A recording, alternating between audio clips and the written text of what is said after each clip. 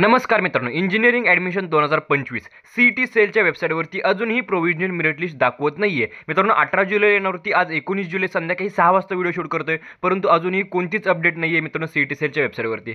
तर मित्रांनो तुम्हाला मी डायरेक्टली टाईम सांगून देतो. CET सेल मित्रांनो इम्पॉर्टंट अपडेट्स जे असतात ते मित्रांनो संध्याकाळी 8-9च्या आसपास जास्त करून मित्रांनो करत असतात. त्यामुळे मित्रांनो तुम्हाला आज 19 तारखेला तुम्हाला मित्रांनो संध्याकाळी 8-9 वाजता मित्रांनो तुम्हाला ती प्रोव्हिजनल मेरिट लिस्ट माझा अंदाजे पाहायला मिळेल. मित्रांनो थोडंसं मागं पुढं होऊ शकतं. मित्रांनो लक्षात घ्या, प्रोव्हिजनल मेरिट लिस्ट कधी ना कधी ते येणारच आहे.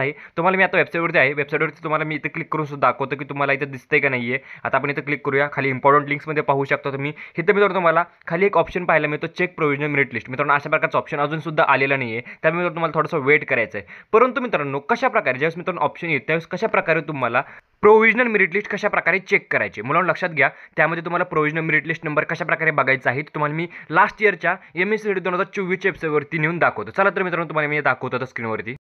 मुलांनो तुम्हाला स्क्रीनवरती अशा प्रकारे ऑप्शन्स पाहायला मिळतो. त्यानंतर तुम्हाला महाराष्ट्र स्टेट मेरिट लिस्टवरती क्लिक करून तुम्ही PDF सुद्धा पाहू शकता. ही PDF मित्रांनो खूप मोठी असल्यामुळे मित्रांनो यामध्ये तुम्हाला शोधणं मित्रांनो खूप हार्ड जातं. त्यासाठी मित्रांनो सिम्पली तुम्हाला काय करायचं ती प्रोसेस मी तुम्हाला सांगून देतो. तुम्हाला वेबसाईटच्या वरती जे 3 मित्रांनो लाईन आहेत त्यावरती क्लिक करायचं आहे. त्यानंतर मित्रांनो तुम्हाला खाली चेक प्रोव्हिजनल मेरिट लिस्ट अशा प्रकारे मित्रांनो तुम्हाला ऑप्शन्स दिसेल. मित्रांनो त्यावरती सिम्पली क्लिक करायचं आहे.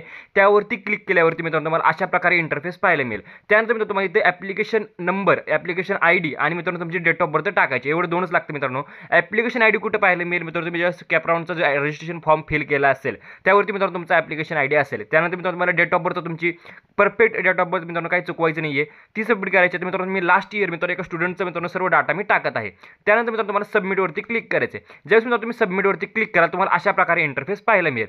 त्यानंतर मित्रांनो तुम्ही यामध्ये सर्व गोष्टी पाहू शकता. मित्रांनो तुम्हाला काय करायचं, तुमचं नाव चेक करायचे, तुमची स्टेट मेरिट लिस्ट चेक करायची. स्टेट मेरिट लिस्ट मित्रांनो सर्वात मेन असते, तुम्ही खाली पाहू शकता. भरपूर गोष्टी आहेत ज्या मित्रांनो तुम्ही ॲडमिशन फॉर्म फिल करताना ज्या मित्रांनो टाकल्या होत्या त्या बरोबर आहेत का, यामध्ये काही चुका आहेत का, हे सर्व मित्रांनो तुम्हाला यामध्ये पाहायचं असतं. कारण मित्रांनो ह्या चुका जर असतील तर मित्रांनो तुम्ही त्यामध्ये ग्रीव्हन्स पिरियडमध्ये ह्या करेक्ट करू शकता. दुसऱ्या दिवशी म्हणजे समजा आज 19 तारखेला जर मित्रांनो तुमची जर प्रोव्हिजनल मेरिट लिस्ट आली तर मित्रांनो तुम्हाला 20 तारखे ते 22 तारखेमध्ये तुम्हाला ते ग्रीव्हन्स अपलोड करून काय चुकलंय ते सांगून मित्रांनो तुम्ही इझिली पाहू शकता. अशा प्रकारे तुम्ही मित्रांनो PDF सुद्धा डाउनलोड करू शकता. अशा प्रकारे मित्रांनो तुम्हाला चेक करायची merit list number. Merit list number कोणता मित्रांनो, स्टेट मेरिट लिस्ट नंबर जो आहे तो मित्रांनो तुम्हाला पाहायचा आहे. तो तुम्ही खाली पाहू शकता. आय होप की मित्रांनो तुम्हाला सर्व प्रोसेस समजली असेल. मित्रांनो तुम्हाला प्रोसेस समजली असेल तर व्हिडिओला लाईक करा, चॅनलला सबस्क्राईब करा. व्हिडिओ बघितल्याबद्दल धन्यवाद.